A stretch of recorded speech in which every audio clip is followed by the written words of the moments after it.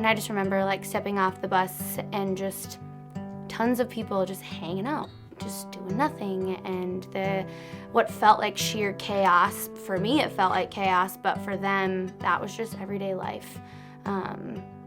But you notice those things of like trash on the floor and just crazy traffic driving and people talking just super loud, and just kind of seeing like, whoa, this is different, like we're not in America anymore. The pace of life is so much slower that it actually allows you to get face to face with those around you and have meaningful, deep connections. So the Village Champions are basically just there to further along the kingdom and just kind of that go-to person that people know and trust in their village, because they're walking through it just as much as the people in their community are. And just to see those kids' joy from just a school bench. They were so excited, carrying them unloading them from the truck and then carrying them into the school, taking the old ones out, and they were so excited about school benches. Going there and seeing like they have like nothing, and then to like come back and like see how like we take everything for granted, just like being able to like sleep in a bed and like not worrying about like the food that we're gonna eat. All the churches come down with a good intention and a good heart to see Haiti changed. We have seen so much of the growth within Mission of Hope, and we've been able to walk through so much of that we're grateful for the way it was day one, so we can be even more grateful for how it is now 10 years later.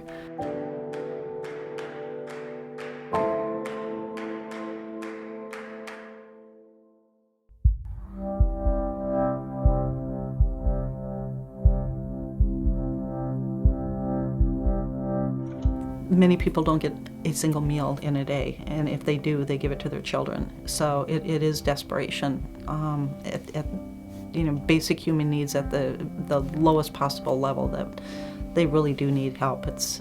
And going through an organization like Mission of Hope, you know that money is going to go to feed children and to feed families and to educate them and to try and give them that hope. But it's just very desperate.